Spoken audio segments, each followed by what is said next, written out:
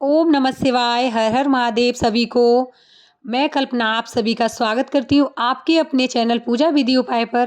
कैसे हैं आप सभी लोग? आशा करती हूँ आप सभी लोग बहुत अच्छे होंगे।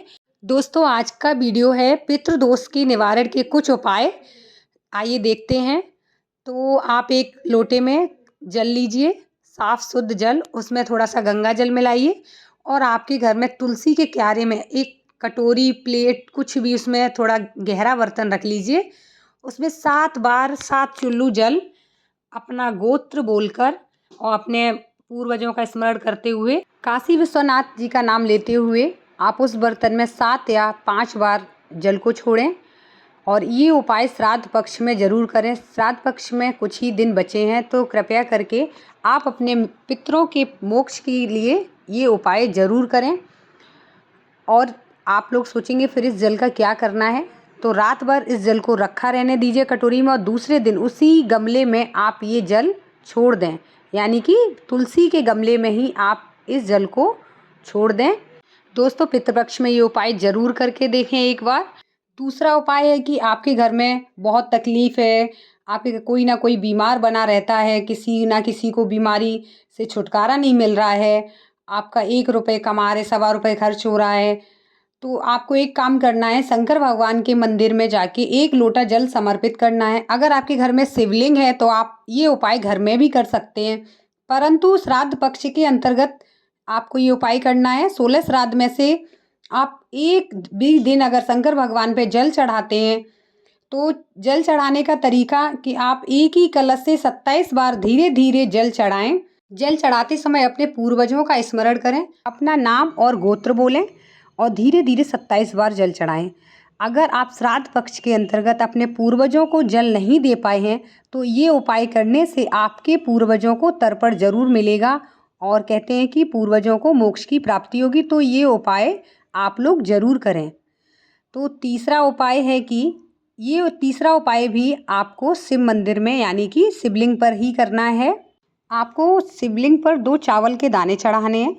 तो साबुत अक्षत होने चाहिए। ये पहला शिवलिंग पर चढ़ाइए, दूसरा चावल का दाना आपको अशोक सुंदरी पे चढ़ाना है और एक कलश में आप जल भरिए और जल भर के आप सबसे पहले वो जल अशोक सुंदरी पे चढ़ाइए और फिर उसके बाद वही जल का लोटा आप शिवलिंग पर चढ़ा दीजिए पूरा धीरे धीरे करके। कहते आपकी कुंडली में कितना भी बड़ा पितृदोष क्यों ना हो, ये उपाय अगर आपने श्राद्ध पक्ष में किया है तो आपका पितृदोष समाप्त होके ही रहेगा। तो आप लोग ये उपाय ज़रूर करें। श्राद्ध पक्ष में जो भी दिन बचे हैं उसमें किसी भी दिन आप ये उपाय कर लें और अपना नाम गोत्र जरूर बोलें। जब ये उपाय करें तो अपना नाम और गोत्र जरूर बोलें भोले बाबा के सामने और फिर आप धीरे धीरे जल समर्पित कर दें। ये उपाय भी पितृदोष के निवारण के लिए ही है। कितना भी बड़ा पितृदोष आपकी कुंडली में क्यों ना हो, घर में मांगलिक कार्य नहीं हो रहे हैं, जैसे घर में लड़का लड़की की शादी नहीं हो रही है, आप घर बनवाना चाह रहे वो नहीं बन रहा है, आप कोई नया कार्य करना चाह रहे, कुछ ना कुछ अटकनें आ रही हैं, नहीं हो रहा है, ये उपाय आप श्राद्ध पक्ष के अंतर्गत करें। आपको करना क्या है, 1 चावल का दाना और 1 कलश जल आप रसोई घर में जहाँ पानी भर के रखा जाता है आपका पीने वाला, वहाँ पे आप रख दीजिए, राती भर रखा रहने दीजिए। दूसरे दिन फिर आप उसी जल को लेके शिव मंदिर में जाइए। सबसे पहले आप शिवलिंग पर 1 चावल का दाना जो आपने रखा था वो चावल का दाना आप शिवलिंग पर रखिए। उसके बाद धीरे धीरे धीरे धीरे जल समर्पित करिए, अपना नाम और गोत्र बोलिए और अपने पूर्वजों का स्मरण करते हुए ये आपको धीरे धीरे जल समर्पित करना है शिवलिंग पर। ये उपाय भी आपको श्राद्ध पक्ष में ही करना है। कहते हैं कि कितना भी पितृदोष हो आपकी कुंडली में, उससे आपको इस उपाय से निवारण ज़रूर मिलता है। तो कृपया करके ये उपाय आप ज़रूर करके देखें। इतने सारे उपाय बताएं, आप कोई ना कोई उपाय ज़रूर करें। 5वां उपाय है, जिस भी स्त्री, महिला, बहन, जिसके भी जीवन में बहुत कष्ट हो, बहुत परेशानी, किसी से नहीं कह पा रहे, तो आपको क्या करना है, आप सीधे मंदिर जाइए। आप भोले बाबा के 1 चावल का दाना साबुत होना चाहिए अक्षत, सबसे पहले आप अशोक सुंदरी पे वही चावल का दाना रख दीजिए, कुछ सेकंड रखा रहने दीजिए, फिर वही चावल का दाना उठा के आप शिवलिंग पर रख दीजिए और भोले बाबा से प्रार्थना करिए कि मेरे जीवन में जो भी कष्ट हैं, जो भी दुख हैं, बाबा वो सब मेरे ख़त्म कर दो। और जैसी आपकी बेटी अशोक सुंदरी वैसी मैं भी आपकी बेटी हूँ, तो बाबा मेरे सभी दुख परेशानी मैं सब यहीं छोड़ के जा रही हूँ, मेरे सभी आप कष्ट से निवारण कर दो। ऐसा बोल के आप अपने घर आ जाइए। 3 महीने तब होंगे जब आपको शुभ समाचार ज़रूर मिलेगा।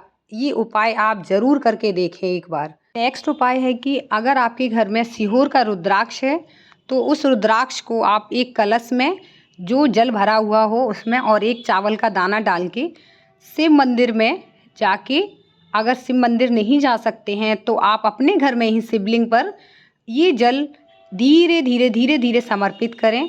कहते 15 दिन तब होंगे कि आपको अगर कितना भी बड़ा रोग है, कितनी भी बड़ी बीमारी है, ये जल आप चढ़ाएं और फिर उसी में से आप जल थोड़ा सा अपने घर ले आएं और वही जल आप पिएं। कहते 15 दिन तब होंगे कि आपको आराम मिलने लगेगा। मैं ये नहीं कह सकती कि पूरी तरह आप सही हो जाएंगे, लेकिन धीरे धीरे ये गारंटी है कि आप धीरे धीरे सही होने लगेंगे।